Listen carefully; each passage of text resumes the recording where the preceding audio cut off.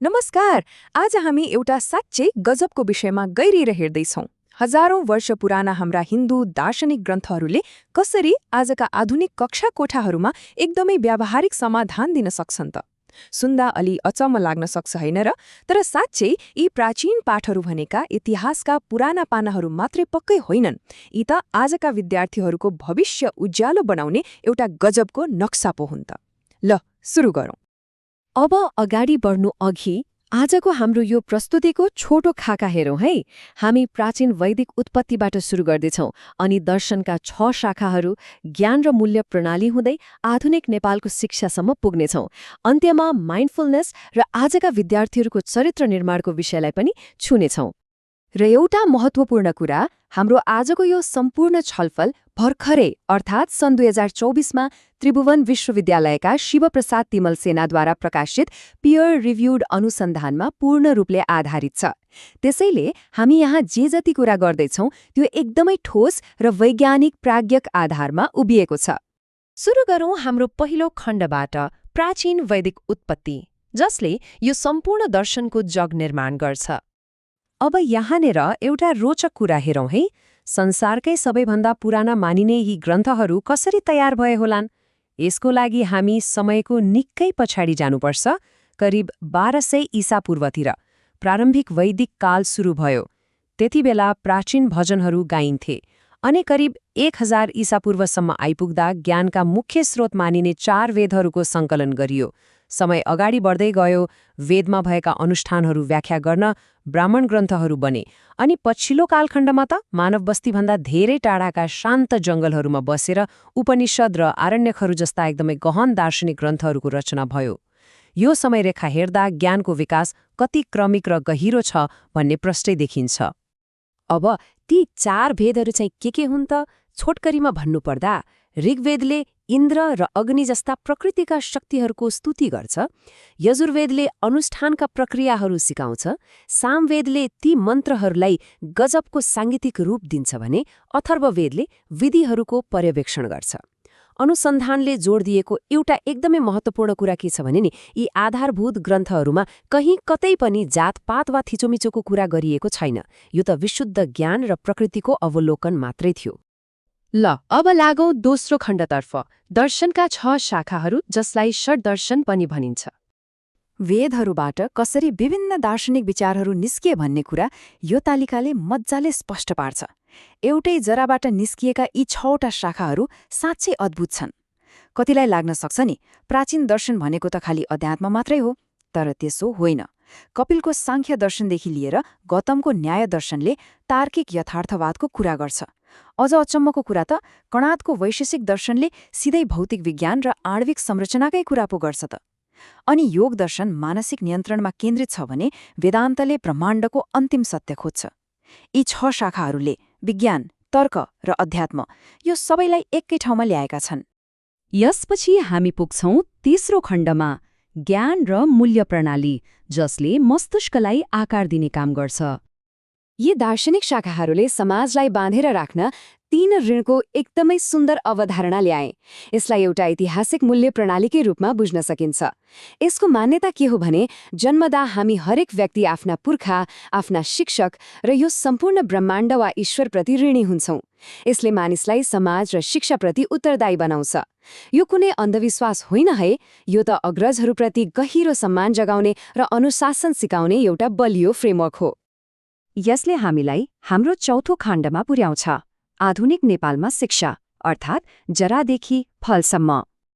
अब विशुद्ध इतिहासबाट अलि यता फर्केर हेरौँ।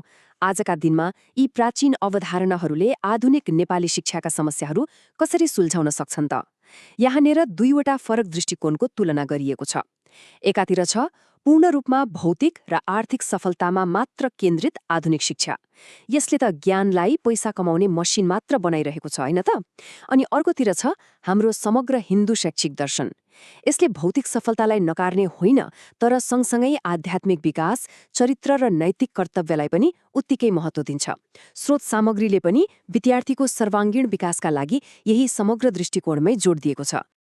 यो सन्तुलनलाई बुझ्न पुरुषार्थको अवधारणा एकदमै महत्त्वपूर्ण छ। यसले मानव जीवनका 4वटा लक्ष्यहरू तय गर्छ: धर्म, अर्थ, काम र मोक्ष।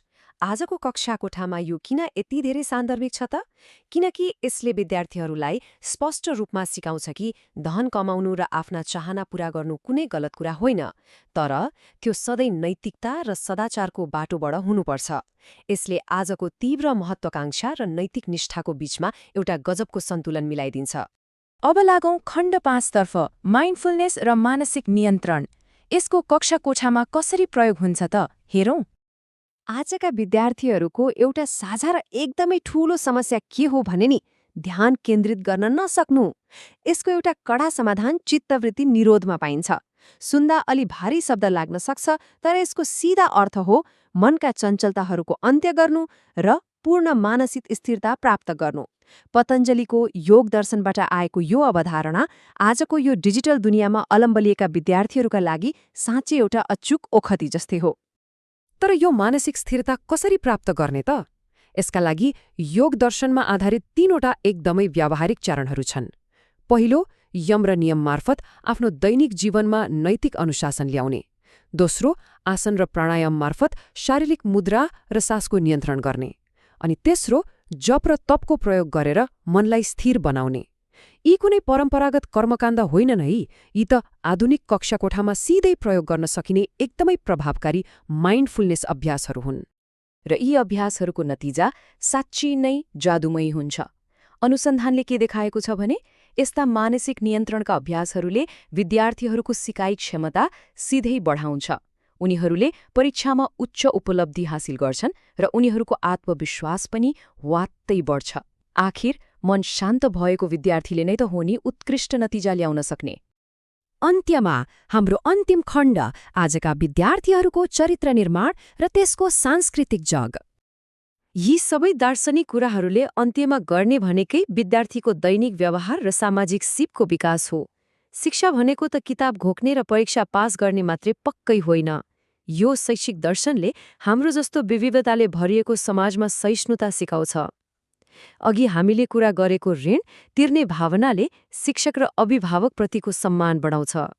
सरल र सात्विक आहारले विद्यार्थीलाई स्वस्थ राख्छ। अनि सबभन्दा महत्त्वपूर्ण कुरा, यसले सैद्धान्तिक ज्ञानलाई व्यावहारिक सामाजिक अनुभवसँग जोड्छ र हाम्रो सांस्कृतिक सम्पदालाई अर्को पुस्तामा हस्तान्तरण गर्न मद्दत गर्छ। एउटा असल नागरिक बन्न यी कुराहरू नभई हुँदैनन्। हामी यो व्याख्यात्मक प्रस्तुतिको अन्त्यमा आइपुगेका छौं। यी सबै कुराहरूलाई समेट्दै अन्त्यमा एउटा गहिरो प्रश्न छाडेर जान चाहन्छौं।